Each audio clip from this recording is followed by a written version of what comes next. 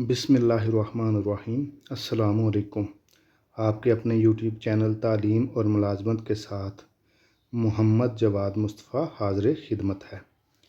आज की हमारी वीडियो का मौजू है गवर्नमेंट ऑफ पाकिस्तान की जानिब से जारी की गई स्टूडेंट लोन स्कीम 2022।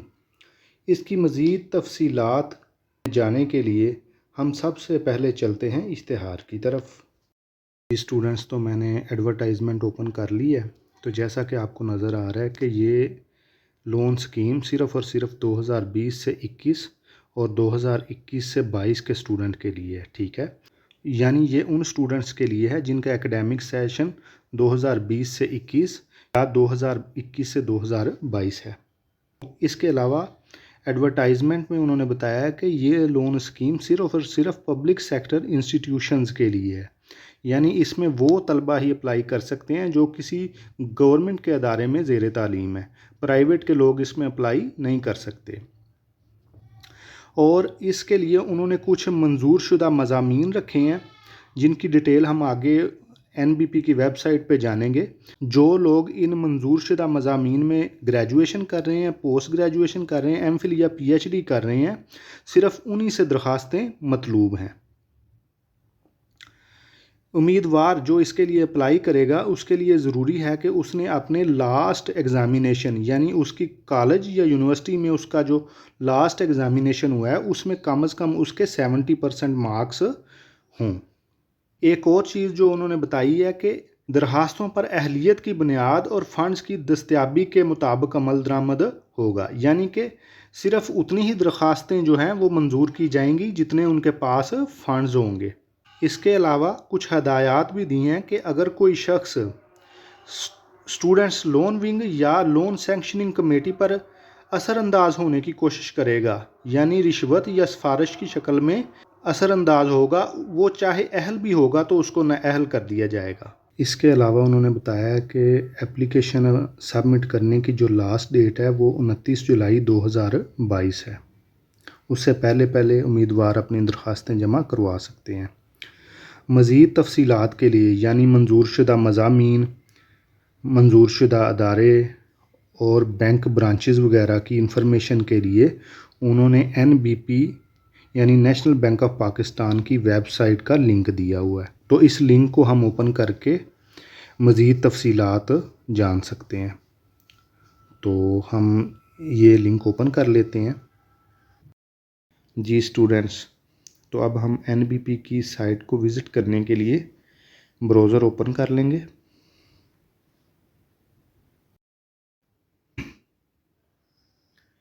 इधर हम एड्रेस बार पर टाइप करेंगे www.nbp.com/studentloan और एंटर का बटन प्रेस कर देंगे।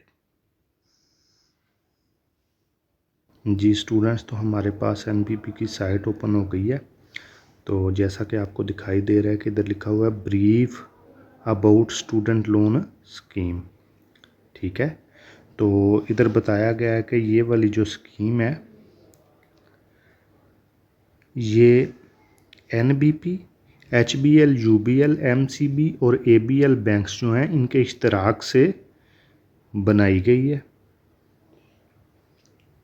इसके अलावा इधर हमें कुछ लिंक्स नज़र आ रहे हैं, तो इनको हम वन बाय वन ओपन करके देख लेते हैं।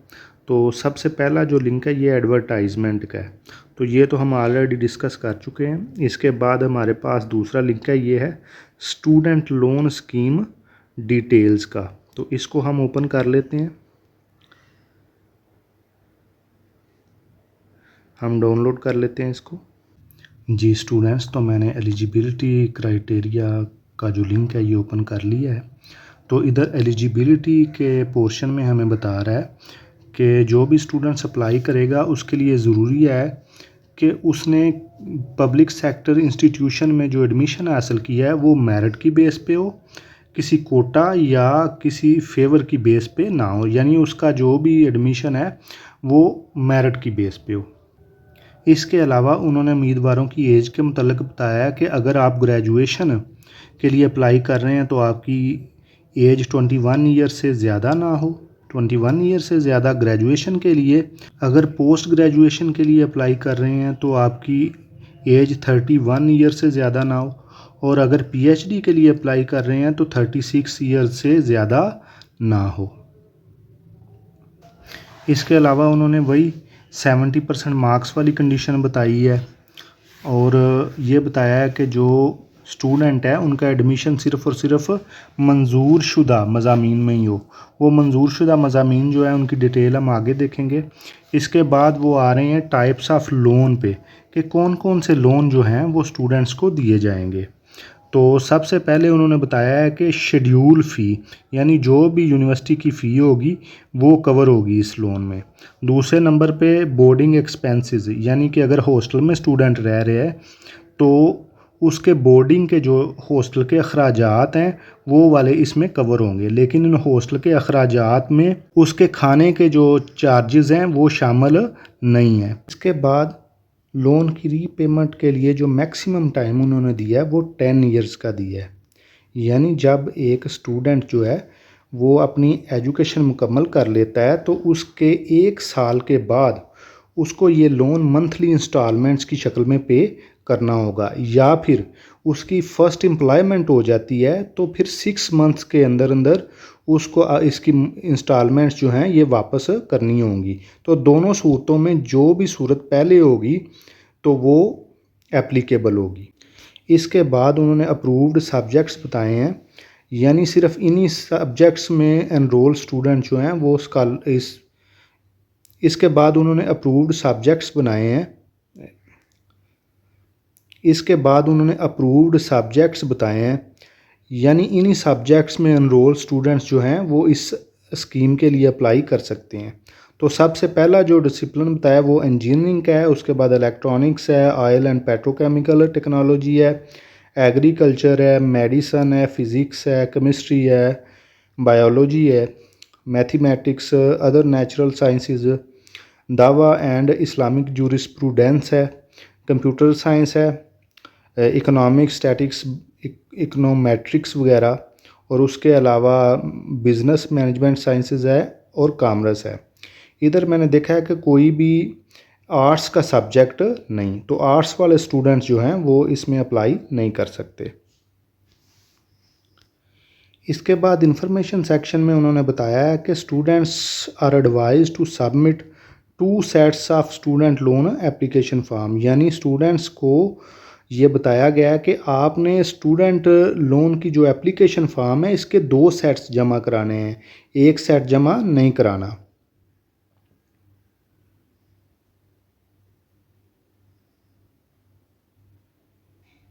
इसके अलावा एंड पे उन्होंने जो काबिल गौर बात बताई है वो ये है कि जो स्टूडेंट्स पहले ही यानी 2021 की स्कीम में अप्लाई कर चुके हैं उन्हें दोबारा अप्लाई करने की ज़रूरत नहीं। तो स्टूडेंट्स एप्लीकेशन, इस लिंक पे हमने तमाम चीज़ें डिटेल से डिस्कस कर ली हैं। तो अब मज़ीद तफसीलात के लिए हम वापस NBP की इस वेबसाइट पे चलते हैं। जी स्टूडेंट्स, तो हम वापस आ गए हैं NBP की साइट पे। अब हम थर्ड लिंक जो है अप्रूव्ड कॉलेजेस और यूनिवर्सिटीज़ का, इसको ओपन करेंगे और देखते हैं कि कौन कौन सी यूनिवर्सिटीज़ हैं जिनको अप्रूव किया गया है। तो हम इसको ओपन कर लेते हैं, इसको डाउनलोड कर लेते हैं। जी स्टूडेंट्स, तो हम अब आ गए हैं अप्रूव्ड पब्लिक सेक्टर इंस्टीट्यूशंस के लिंक पर। तो इधर इन्होंने तमाम यूनिवर्सिटीज़ जो गवर्नमेंट ऑफ पाकिस्तान ने इस लोन स्कीम के लिए अप्रूव की हैं वो सारी बताई हुई हैं, और उनके सामने उनकी डेजिग्नेटेड ब्रांचेस भी बताई हुई हैं।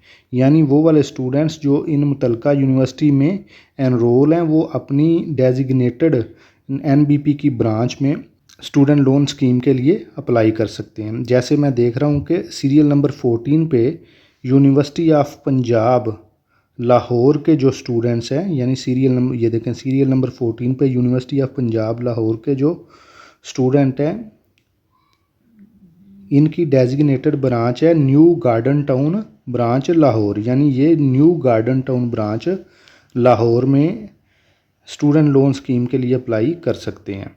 तो बाकी तमाम स्टूडेंट्स भी अपनी अपनी यूनिवर्सिटी की डेजिग्नेटेड ब्रांचेस में स्टूडेंट लोन स्कीम के लिए अप्लाई कर सकते हैं। जी स्टूडेंट्स, तो अब हम अगेन बैक आ गए हैं एनबीपी की साइट पे, और अब हम लास्ट पे एप्लीकेशन फॉर्म का जो लिंक है इसको ओपन कर लेते हैं। तो हम एप्लीकेशन फॉर्म के लिंक को ओपन कर रहे हैं, इसको दोबारा डाउनलोड करेंगे। जी स्टूडेंट, तो अब हमने एप्लीकेशन फॉर्म ओपन कर लिया है।